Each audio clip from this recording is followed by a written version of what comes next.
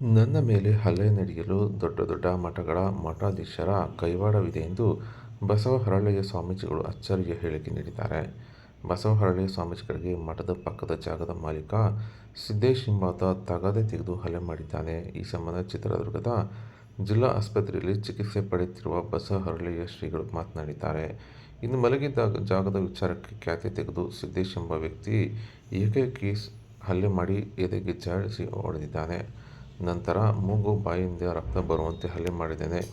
ಕೋಲುಗಳಿಂದ ಹಲ್ಲೆ ಮತ್ತು ಎದೆಗೆ ಜಾಡಿಸಿ ಹೊಡೆದಿದ್ದಾನೆ. ಮಾದಿಗರಿಗೆ ಮಠ ಯಾಕೆ ಬೇಕೆಂದು ಅವಾಚ್ಯ ಶಬ್ದಗಳಿಂದ ನಿಂದಿಸಿದ್ದಾನೆ. ಅಷ್ಟಕ್ಕೆ ಸುಮ್ಮನಾಗದೆ ಕೊಲೆ ಮಾಡುವುದಾಗಿ ಶಪಥ ಮಾಡಿದ್ದಾಗಿ ಶ್ರೀಗಳು ಹೇಳಿದ್ದಾರೆ. ಇನ್ನು ಠಾಣೆಯಲ್ಲಿ ದೂರು ಕೊಟ್ಟು ಕೊಡುತ್ತಿದ್ದೆ, ಅಲ್ಲಿಯೂ ಸಹ ಬಂದು ಹಲ್ಲೆ ಮಾಡಿದ್ದಾನೆ. ಮೊದಲೇ ಇಂತಹ ಘಟನೆಗಳು ನಡೆದಿದ್ದರೂ ಸಹ ಐಮಂಗಲ ಪೊಲೀಸರು ಕ್ರಮ ತೆಗೆದುಕೊಂಡಿಲ್ಲ. ಇದು ಮತ್ತೆ ನಡೆದಿದ್ದು ಬಂಧಿಸಿಲ್ಲ. ಇನ್ನು ಠಾಣೆಯ ಎಸ್ಐ ಮತ್ತು ಪೊಲೀಸರಿಬ್ಬರು ಅಮಾನತಾಗಬೇಕೆಂದು ಶ್ರೀಗಳು ಆಗ್ರಹಿಸಿದ್ದಾರೆ. ಇನ್ನು ಈ ಘಟನೆ ಹಿಂದೆ ನನ್ನ ಮೇಲೆ ಹಲ್ಲೆ ನಡೆಯಲು ದೊಡ್ಡ ದೊಡ್ಡ ಮಠಗಳ ಮಠಾಧೀಶರ ಕೈವಾಡವಿದೆ. ಇದರಿಂದ ಇವರು ಮೆರೆಯುತ್ತಿದ್ದಾರೆ. ಸಂದರ್ಭ ಬಂದಾಗ ಆ ಒಂದು ದೊಡ್ಡ ಸ್ವಾಮೀಜಿಗಳ ಹೆಸರು ಬಯಲು ಮಾಡುತ್ತೇನೆಂದು ಬಸವಹರಳಯ್ಯ ಶ್ರೀಗಳು ಆಕ್ರೋಶ ವ್ಯಕ್ತಪಡಿಸಿದ್ದಾರೆ. ಬೋರ್ಡ್ ಏನು ಕಿತ್ತಾಕ್ಬೋದಲ್ವ ನಾವು? ನಿಮ್ಮ ಜಾಗದಾಗಿತ್ತು ಅಂತಂದರೆ ನಿಮ್ಮ ಜಾಗದಾಗಿದ್ದರೆ ನೋಡಿದ್ರಾತು, ನಿಮ್ಮ ಜಾಗನೂ ಅಲ್ಲ ಅದು. ನಿಮ್ಮ ಜಾಗದಾಗಿದ್ದರೆ ತೆಗೆದಾಕಿದ್ರಾತು ಅಂತ ಅಷ್ಟಕ್ಕೇನೆ ಜಗಳ ಮಾಡಿ ಒಬ್ಬನೇ ಇದ್ದೀನಿ. ತುಂಬ ಗಲಾಟೆ ಮಾಡಿ ಕೋಲಾಗೆಲ್ಲ ತೊಗೊಂಡು ಹೊಡೆದು ಕೋಲಲ್ಲೆಲ್ಲ ಇದು ಮಾಡಿ ಮೂಗಿನಲ್ಲೆಲ್ಲ ರಕ್ತ ಬರೋಂಗೆಲ್ಲ ಮಾಡಿ ಮಾದರಿಗೆ ಹಾಕಿ ಮಠ ಇದು ಕೆಟ್ಟ ಹೊಲಸು ಮಾತುಗಳೆಲ್ಲ ಮಾತಾಡೋದ್ರ ಜೊತೆಗೆ ಶಪಥ ಮಾಡ್ತಾನೆ, ನೀನು ಕೊಲೆ ಮಾಡಿನೇ ನಾನು ಸಾಯೋದು ಅಂತ ಶಪಥ ಮಾಡಿ ಹೋಗಿದ್ದೆ. ನಾನು ಕೊಲೆ ಮಾಡಿನೇ ಸತ್ಯ ಮಾಡಿ ಹೋಗಿದ್ದೇನೆ.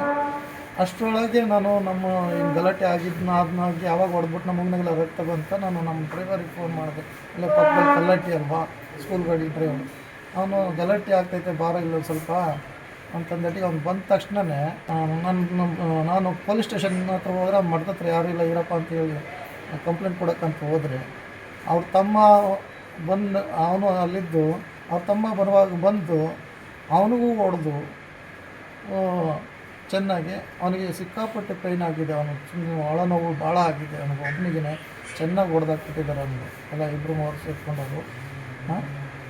ಅದ್ರ ಜೊತೆಗೆ ಪೊಲೀಸ್ ಸ್ಟೇಷನಾಗಿದ್ದ ನನಗೆ ಸ್ಟೇಷನ್ ಒಳಗೆ ಕಂಪ್ಲೇಂಟ್ ಕೊಟ್ಟು ನಾನು ಒಳಗೆ ಕೂತ್ಕೊಂಡಿದ್ದೀನಿ. ಸ್ಟೇಷನ್ ಒಳಗೆ ಚೇರ್ ಮೇಲೆ ಕೂತ್ಕೊಂಡಿರೋನಿಗೆ ಅವಳು ಬಂದರೆ ಜಾಡಿಸಿ ಎದುಗುದಿತಾರೆ ಅಂತಂದರೆ ಚೇರೆಲ್ಲ ಮುರಿದೋಗಿದೆ. ಸಿ ಕ್ಯಾಮ್ರದಲ್ಲೆಲ್ಲ ಕವರ್ ಆಗಿದೆ.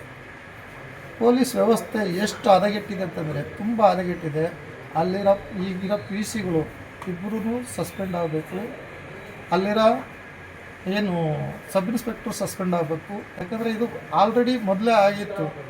ಇವರು ಮಠಕ್ಕೆ ಬಾಗಿಲಿಗೆ ಬೇಲಿ ಹಾಕಿದ್ರು ಸಮೇತ ಕೇಸ್ ಹಾಕಿಲ್ಲ ಅಂತಂದರೆ ಅಟ್ರಾಸಿಟಿ ಬೇಸ್ ಮೇಲೆ ಕೇಸ್ ಹಾಕ್ಬೋದಾಯಿತು. ಬೇರೆ ಬೇರೆ ಇದ್ರ ಮೇಲೆ ಕೇಸ್ ಹಾಕಿ ಅವ್ರನ್ನ ಇದು ಮಾಡ್ಬೋದಾಯಿತು. ಸುಮಟೋ ಕೇಸ್ ಹಾಕಿ ಅವ್ರನ್ನ ಅರೆಸ್ಟ್ ಮಾಡಿಸ್ಬೋದಾಯಿತು. ಅವ್ರ ಹತ್ರ ಲಂಚ ಇಸ್ಕೊಂಡು ಏನು ಮಾಡಿಕೊಂಡು ಇವರೆಲ್ಲ ಕೆಟ್ಟ ದಾರಿಗೆ ನಿಂತ್ಕೊಂಡು ಪೊಲೀಸ್ ಇಲಾಖೆ ಭಾಳ ಕೆಟ್ಟೋಗ್ಬಿಟ್ಟಿದೆ. ಅದರಲ್ಲೂ ಈ ಹೆಣ್ಮಗಳು ಬಂದ ಮೇಲೆ ಆ ಪೊಲೀಸ್ ಸ್ಟೇಷನ್ ಅನ್ನೋದೇ ಇಲ್ಲ. ಆ ಪೊಲೀಸ್ ಸ್ಟೇಷನಲ್ಲಿ ನಡಿಬಾರ್ದೇ ನಡೀತಿದೆ ಅನಿಸುತ್ತೆ. ಯಾಕಂದರೆ ಒಬ್ಬ ಸಮುದಾಯದ ಸ್ವಾಮೀಜಿಗೆ ಸಮುದಾಯದ ವ್ಯವಸ್ಥೆಗೆ ಇಷ್ಟು ಕೆಟ್ಟದಾಗಿ ನಡ್ಕೊತಾರೆ, ಬಂದು ಹೊಡಿತಾರೆ, ಹೊಡೆದು ಜಾತಿ ನಿಂದನೆ ಮಾಡ್ತಾರೆ, ಮೂಗ್ನಾಗ ಬಾಯಿಗೆ ರಕ್ತ ಬರಂಗೆ ಹೊಡಿತಾರೆ ಅಂತಂದರೆ, ಕೈಯೆಲ್ಲ ನೋವಾಗ ಮೂಳೆ ಎಲ್ಲ ಮುರಿಯಂಗೆ ಇದು ಮಾಡ್ತಾರೆ ಅಂತಂದರೆ ಇವರು ಏನು ಬೇಕಾದ್ರೂ ಮಾಡ್ತಾರೆ, ದುಡ್ಡು ಇಸ್ಕೊಂಡು ಪೊಲೀಸ್ನವರು ನಂಗೆ ಪೊಲೀಸ್ ಸ್ಟೇಷನ್ಗೆ ಹೊಡಿತಾರೆ ಅಂತಂದರೆ ಎಷ್ಟು ಮೀರಿದ್ದಾರೆ. ಪೊಲೀಸ್ನವ್ರ ಸಪೋರ್ಟ್ ಎಷ್ಟಿದೆ ಅಂತ ಅವರಿಗೆ ಇದರಿಂದ ಅರ್ಥ ಆಗ್ತದೆ ಅಷ್ಟೇ. ಇದರಿಂದ ದೊಡ್ಡ ದೊಡ್ಡ ಸ್ವಾಮಿಗಳ ಕೈವಾಡ ಇದೆ, ಇದು ಪಕ್ಕ. ಇದರಿಂದ ದೊಡ್ಡ ದೊಡ್ಡ ಸ್ವಾಮಿಗಳ ಕೈವಾಡ ಇದೆ. ಹಂಗಾಗಿನೇ ಇವರೆಲ್ಲ ಇಷ್ಟು ಮೆರೆಯೋಕ್ಕೆ ಸಾಧ್ಯ ಆಗುತ್ತೆ. ಇವ್ರ ಹೆಚ್ಚಿಗೆ ಇವ್ರು ಮಾಡೋಕ್ಕೆ ಸಾಧ್ಯ ಇಲ್ಲ. ಇದೆಲ್ಲ ಇವರಿಂದ ದೊಡ್ಡ ದೊಡ್ಡ ಸ್ವಾಮಿಗಳ ಕೈವಾಡ ಇದೆ ಎಲ್ಲ ಥರದ್ದು.